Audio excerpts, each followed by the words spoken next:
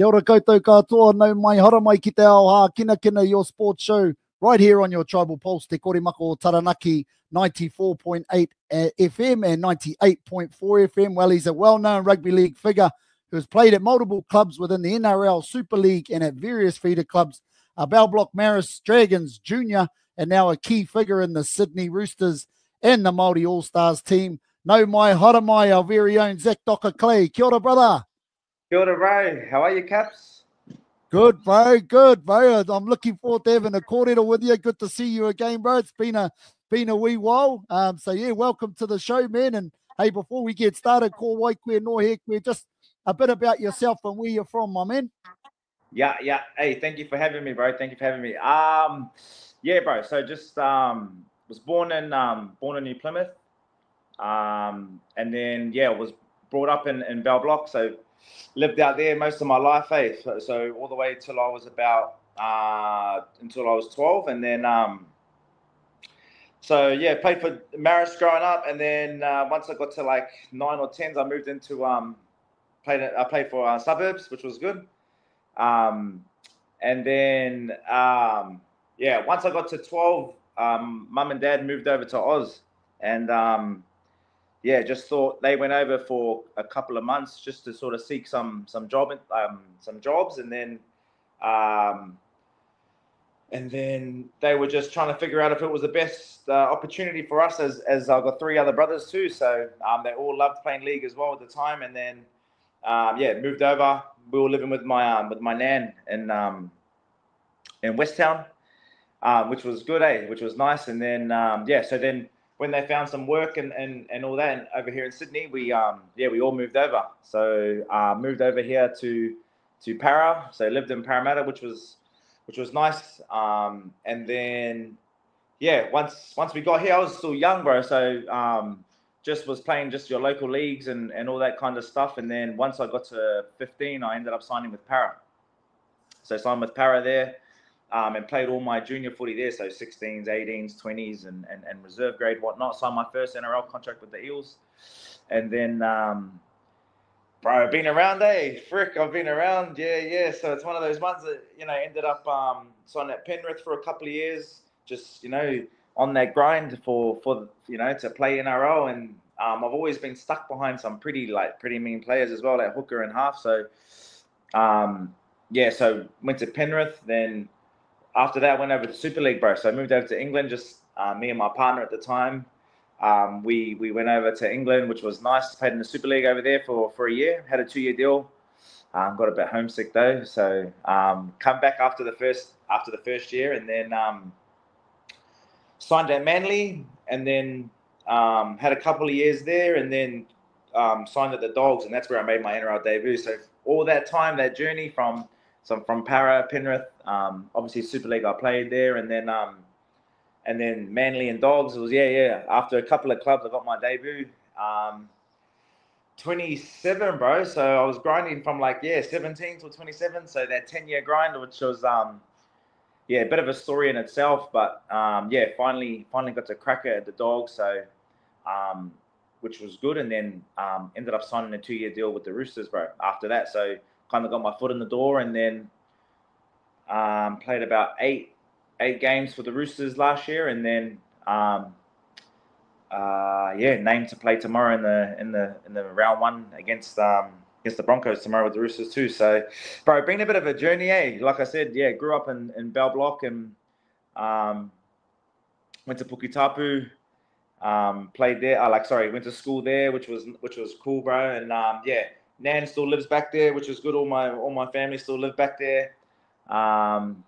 So try and get back as much as I can, bro. But yeah, just enjoying the grind at the moment, Man, that's what a journey, and I'm keen to talk to that soon about being 27 before you made your debut and stuff like that. But going back to your childhood, what are some of your memories as a young fella back in New Plymouth? In the Dragons jersey or in the Tigers jersey at Suburbs there, and I understand you're related to Waiwiri whānau and the McAllister. Yeah. I think related to some of the McAllisters and stuff. So pretty strong pedigree there. But what's some of your memories at home, man? Bro, honestly, it's it's one of those ones, man, that I always think of, like when we talk about it as a family, you know, whether it's family nights or whatever. It's just about bro. I ended up going to like this was after. So with Dragons was, bro. I loved the Dragons, bro. Loved it there. We had a good team too. And then I would always play up. And it's funny now at the Roosters, Makahisi Makatoa's there. And he's just signed at the Roosters. And he was obviously he was at Bell Block too. So, yeah, it's been funny. We've been sharing some stories too about the fact that like he was 2 years older than me and I would always play up to ages against and with the Dragons. Bro, and we used to verse Waitara and they had to stack this team, bro. They had Curdy Rowe, remember Curdy Rowe? He was the man growing up too. Ethan Tangera was the man. Like they had a stacked team at the Bears at Waitara. So honestly, bro, I just remember playing at Bell Block at the park, Dragons home ground, playing in bare feet. Just that kind of like, just back in the day, those kind of like stuff that you just didn't see here in Oz, especially when I moved here at 12. You know, like. Going to school with just no uniform, jandals, bare feet, whatever you wanted. And then being around such talented players, you know, like you said, with the McAllisters, like Louis, he ended up, he's over here and I think you're in Goldie at the moment, eh? So, yeah.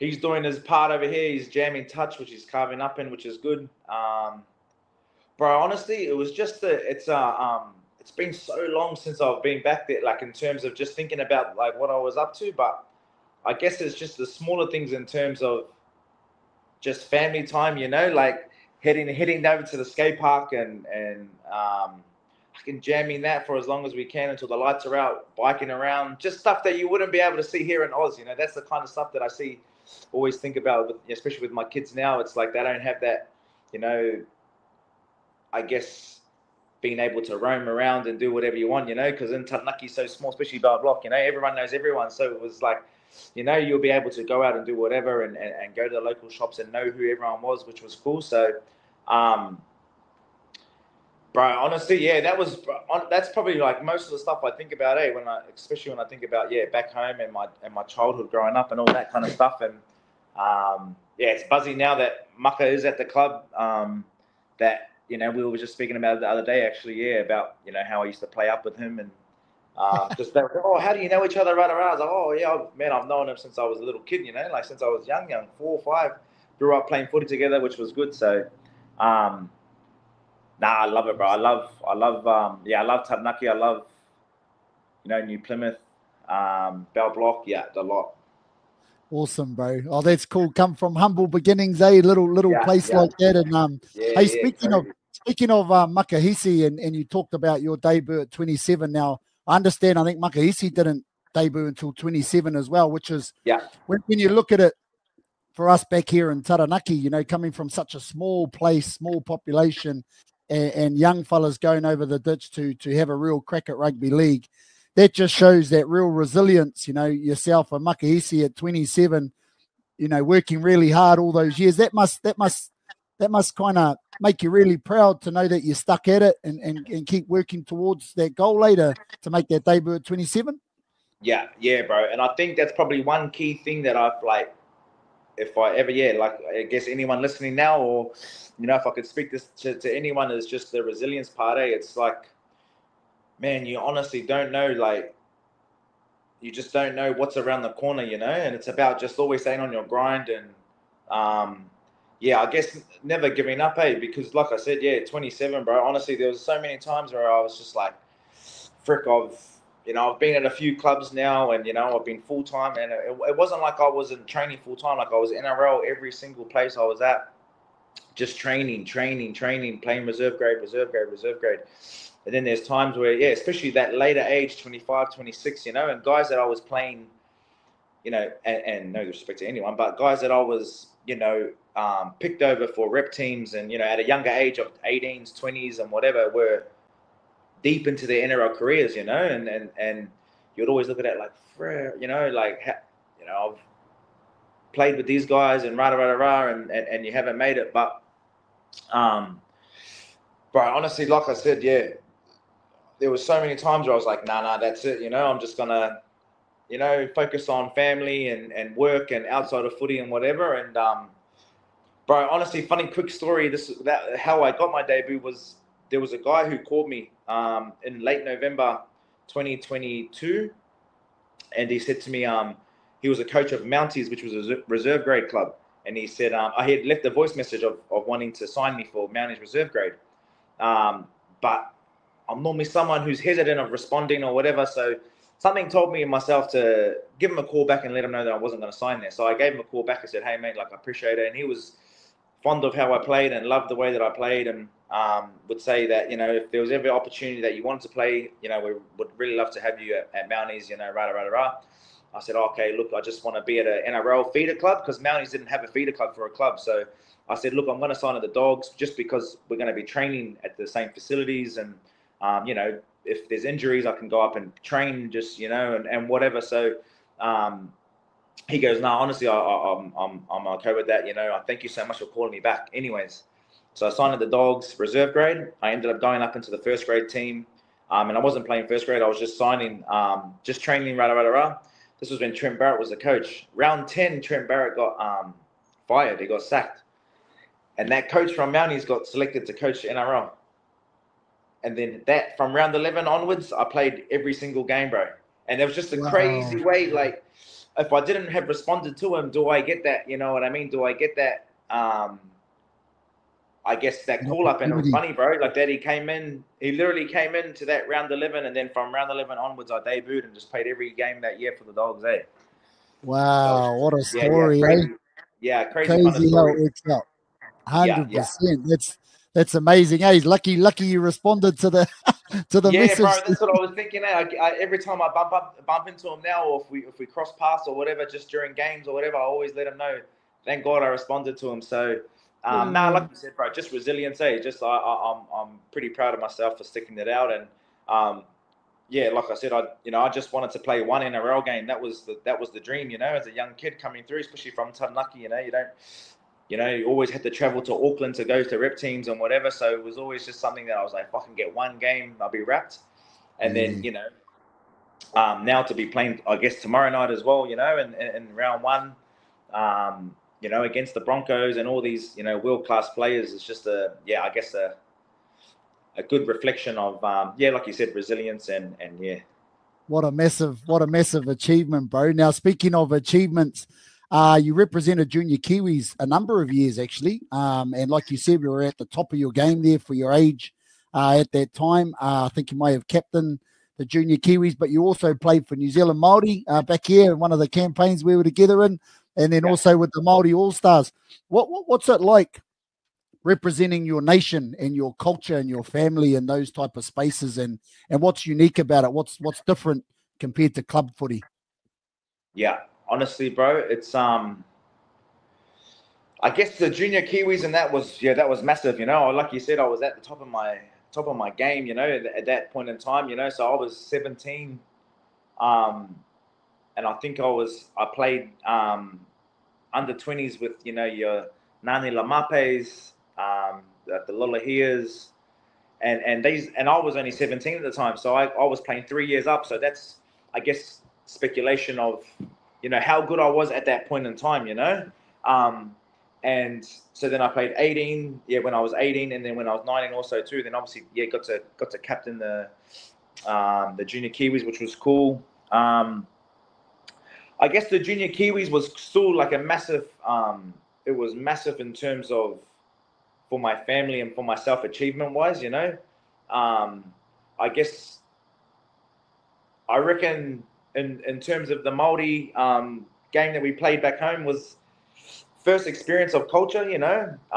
terms of, playing for Māoris. I never played in the Māori tournaments back home growing up, because I left at a young age. And then when I moved over here, I was always on my grind in terms of, during that time, I never wanted to get injured, in the off season, when it was in Rotas and all those kind of Māori tournaments. And you were always calling me too, Caps, which I love too. Hey, one day, bro, I'm going to play, trust me. So I never really got to be in that, that cultural kind of background. Then got to get that opportunity to come back and play against the residence team, which was a cool experience, staying on the marae, and just being around, you know, other Māori people, which was something, crazy, and I loved. And then I guess the All Stars, bro, was something that's that's just a different level. You know, I was always, you know, you're always a big fan of it. I loved watching the game every year, and then, you know, lucky enough to get an opportunity 2 years ago in Rotorua for the first time being back in NZ, which was super cool. And then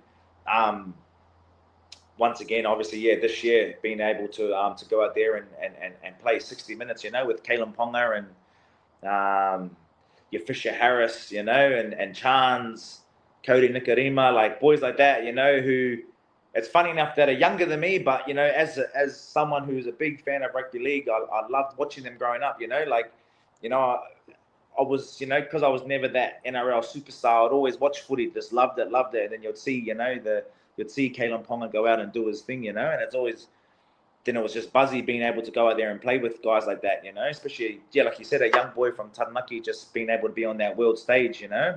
But I think there's no jersey like it, being able to play in that Māori All Stars game. It was something that was, I think even it just gets touched on so much in that camp that you just find it hard not to feel that way, you know, because, you know, guys that have played 200 first grade games and played for Origins and you know, international footy, they all say it the same thing, the fact that, you know, this jersey means more to them than any other jersey, you know. And I think I didn't really understand it until the second time, or until I kind of just had a deeper thought of it, and just in terms of, bro, playing for your culture is just crazy, and especially what's been going on home, you know, back home. And you know, for the Māori people, it was just you know, it was spoken a lot about during that week. So it was one of those weeks that I was so thankful to be a part of, and then, you know, to go out and then get the win. It was just a pretty humbling and crazy experience. You know, it's something that I definitely don't take for granted. And it's I guess someone like Fish too, bro, you know, like someone who's just done all that stuff and, you know, constantly goes out and tells the clubs, this is, you know, I'm playing, you know, I'm doing my bit. Doesn't matter what's going on or whatever, I'm playing, which goes to show the amount of pride that, you know, people put in that jersey, for sure. Oh, that's awesome, bro. Inspirational, man. Inspirational. Well, like you said, you named him round one against the Bronx for the Roosters. You know, obviously the Roosters, one of the best clubs in the world. So that's a pretty massive achievement in itself. But if there was one bit of advice you could give a young rangatahi back here in Taranaki playing local club league that has dreams and aspirations to pursue a career in rugby league, what would that be? Yeah, well, I think most of the times, you know, it's one of those ones where you're going to have to leave, you know, and you're going to have to, I guess a lot of times, the good thing is at the moment now that there is a lot of competitions and opportunities to showcase your talent, you know, especially with these tournaments going on back home, and a lot of selectors and recruitment managers come over from Oz, you know.